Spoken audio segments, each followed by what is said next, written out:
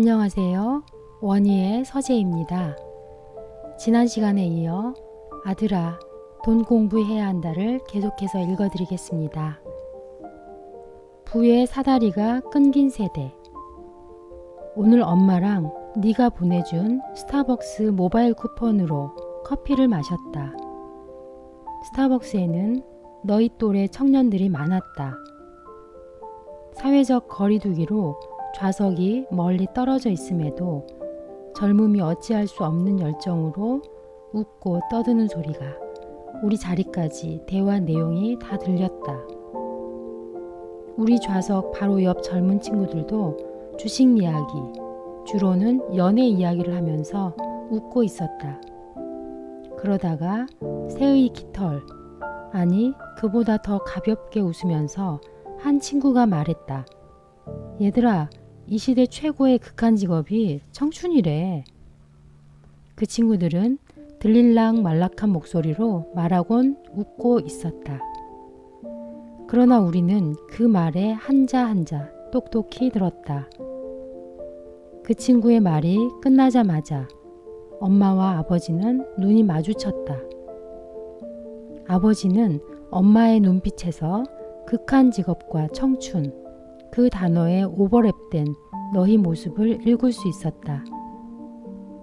그 전에 아버지와 엄마는 전세 대란 쇼크 기사 이야기를 하고 있었다. 전세의 씨가 말라 주거 사다리가 끊겼다는 기사였다. 우리는 기사에서 주거 사다리가 끊겼다라는 부분을 가지고 너희의 미래를 걱정하고 있었다.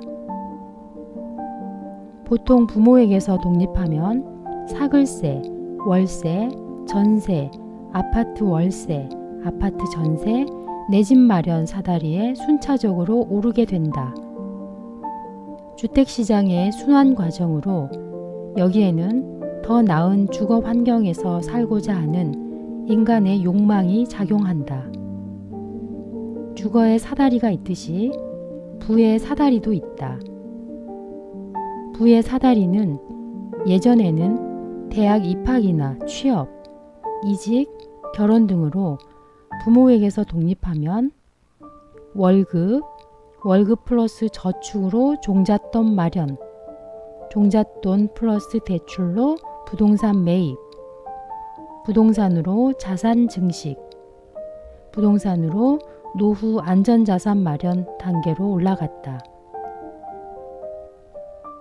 그러나 요즘은 저금리로 인해서 저축으로 종잣돈을 마련하는 일이 현실적으로 매우 어렵다. 또한 대출 규제와 집값 폭등으로 부동산 투자를 통한 자산 증식의 통로가 막혀버렸다. 재테크의 경로가 막혀버려서 우리 아들들은 오직 근로소득으로만 100세까지 살아야 할 수도 있다. 어쩌면 너희 때는 100세까지 죽어라 일해야 하는 시대가 될 수도 있다. 지금 일본에서는 80세 노인이 고속도로 통과 요금을 받는다고 한다. 우리나라에서도 죽음의 순간까지도 노동해야 하는 시대가 펼쳐질까 걱정됐다. 이 시대 최고의 극한 직업이 청춘이래 라는 말과 전세 씨가 말라 주거 사다리가 끊겼다 라는 말이 뒤섞였다. 우리는 그 말에서 너희 얼굴을 떠올렸다. 너는 아마 저녁 6시 20분에 엄마에게 전화를 받았을 거다. 엄마가 그 시간에 스타벅스에서 전화한 거다. 아버지는 옆에서 엄마가 통화하는 걸 듣고 있었다. 보통 너희 엄마가 전화로 잔소리를 많이 하는데 그때의 목소리 톤은 엄청 부드럽다고 느꼈을 거다. 너는 전화 목소리이기 때문에 세세하게 듣지 못했겠지만 사실 너희 엄마는 살짝 울먹이고 있었다. 너희 둘과 전화를 끊고는 엄마가 말했다. 우리 아이들이 우리가 누렸던 모든 기회의 사다리가 끊기고 최소한의 기회마저 도둑맞은 청춘이 될까봐 걱정이다. 왜 자꾸 이런 부정적인 생각이 떠오르지? 이런 감정이 정말 싫다. 그리고 우리는 오랫동안 말이 없었다. 우리는 말이 없고 그 친구들은 다시 소개팅 이야기를 이어가며 웃고 있었다. 우리는 그저 그 친구들의 엷은 웃음소리를 듣고만 있었다. 그들은 분명 웃고 있었지만 그들의 웃음은 우리에게 윙윙거리는 소리로만 들릴락 말락했다. 아버지는 스타벅스에 앉아서 20살의 아버지를 생각했다. 아버지는 20살로 돌아가고 싶지 않다고 언젠가 너에게 말했다. 신이 아버지에게 다시 20살 청춘으로 돌아갈 수 있게 기회를 준다고 해도 절대로 돌아가지 않겠다고. 왜냐하면 아버지는 그때가 인생에서 제일 힘들었기 때문이다. 다시는 그 과정을 반복하고 싶지 않다. 네가 다시 물어도 고등학교를 자퇴하고 혼자 방구석에서 보냈던 20살로 돌아가고 싶지 않다고 아버지는 대답한다. 그때 아버지는 가야 할 길이 보이지 않았다. 깜깜한 어둠의 세상은 절망 그 자체였다. 아버지는 기회의 사다리를 도둑맞은 젊음이었고 그 시대 최악의 극한 직업인 청춘이었다. 그때 나를 버틸 수 있도록 해준 힘은 할머니였다. 거친 노동과 관절염으로 일그러진 할머니의 손가락이 나를 버티게 하는 힘이었다. 할머니의 뒤틀린 손가락을 생각하면서 아버지는 다시 대학 공부를 했다. 고졸 검정고시를 보고 대학에 들어갔고 그 덕분에 사회로 나아가는 사다리를 겨우 붙잡을 수 있었다. 아버지의 시대엔 대학이 기회의 사다리였다. 아버지의 시대까지는 대학이 성공의 사다리 역할을 했다. 아버지는 그 사다리의 끝을 겨우 잡고 일어나 그래도 이제는 제법 성공한 50대가 되었다. 아버지의 처절한 악착이 그래도 지금 이 정도로 이끌어 주었다. 아버지의 노년보다 너희들이 살아갈 삶이 걱정이다. 혹시 이미 너희들의 사다리는 발판과 발판의 간격이 너무 벌어진 것이 아닐까? 아니면 아예 끊겨 있는 것이 아닐까? 아버지는 너희 미래가 걱정이다. 아들아, 분명 기회의 사다리 간격이 멀어진 것은 사실이다. 너희들은 온몸을 다해 노력해도 어쩌면 아버지만큼의 성공도 보장받기 어려울 것이다. 그래도 어떻게 하겠니? 힘들더라도 주저앉아 있을 순 없다. 그래도 해보는 거다.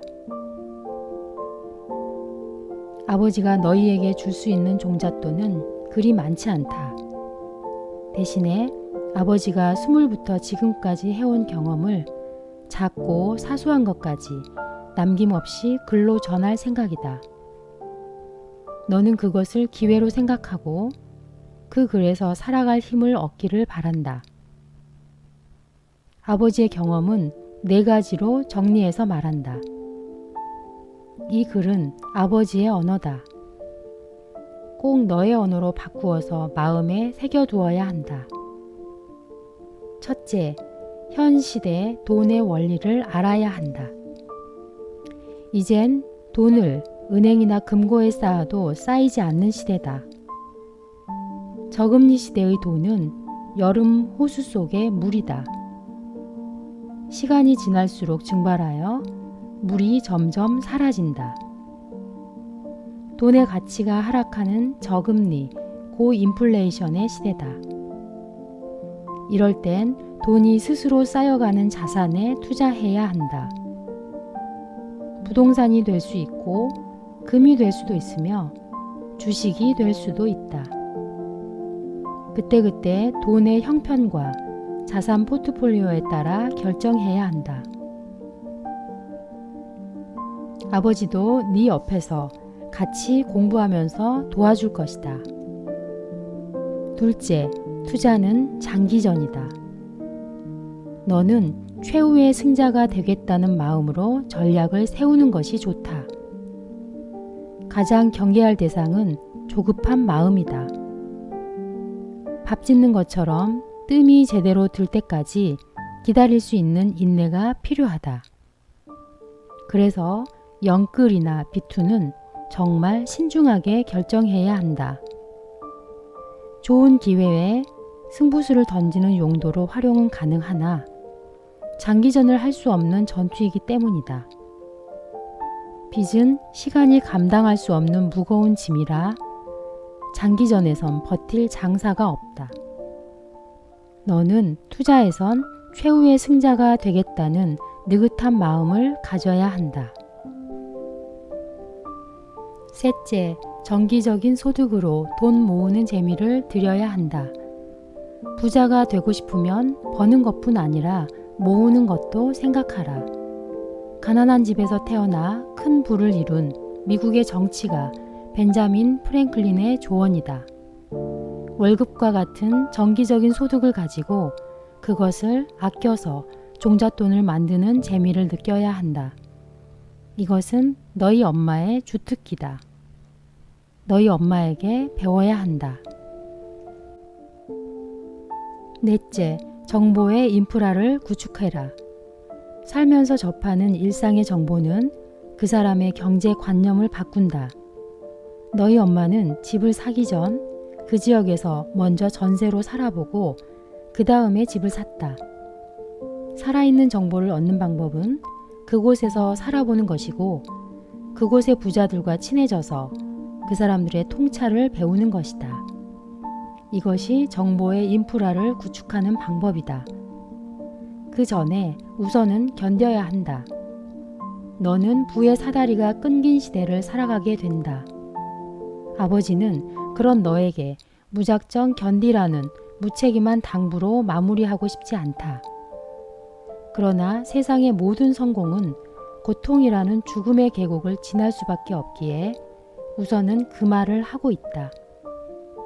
그 구간에서는 떨어지지 않고 그냥 버티는 것이 최선이다. 아들아, 우선 견뎌야 한다. 그리고 마지막에 웃는 거다.